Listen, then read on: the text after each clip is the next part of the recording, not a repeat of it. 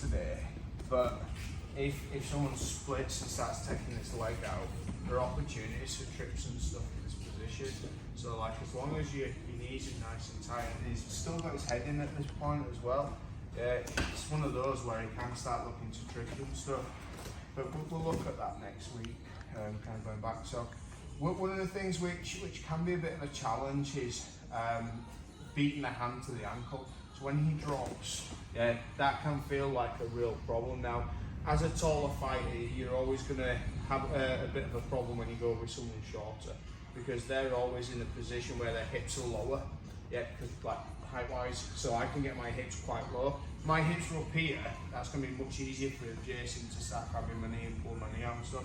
So I still do this, so as Jay drops down and I don't feel like I'm winning this wrist control battle, I'm going to go to an underhook instead. So I'm still actively working here, but I'm going to look to get my underhook, okay?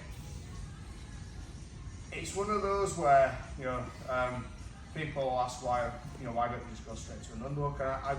You have to kind of take a bit of a risk and kind of think like what's going to work better. Is it defending my ankle, or is it just hitting my underhook because I can't get low enough, I can't beat into my ankle?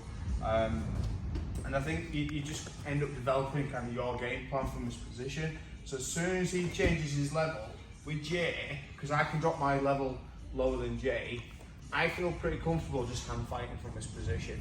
Someone who's a bit shorter though, so I'm going to focus on getting my underhook instead.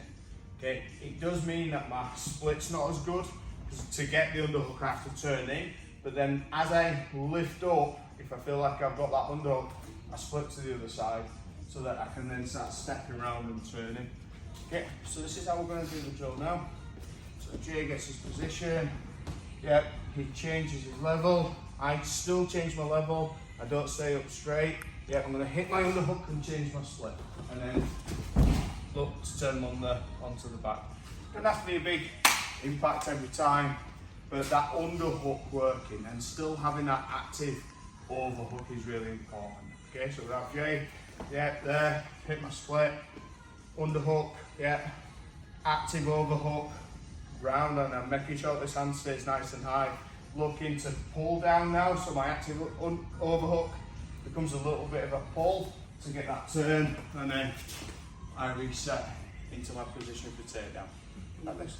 On your feet, you're looking kind of looking for what are you doing? It probably makes more sense if someone's here.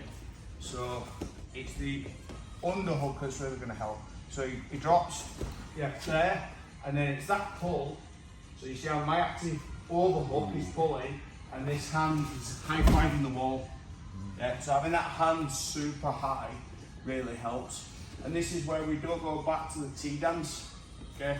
So just because I'm not T-dancing this side doesn't mean I T-dance this side, okay? Because that is now a good overhook for Jason, okay? So as soon as he changes level, drop, underhook, so it's like I'm punching, okay? Drop this, and then down, and now I'm already in a good position because his knees are together, so I've beaten to the split. Make sense? Yeah. Give it a go. 1, 2, 3.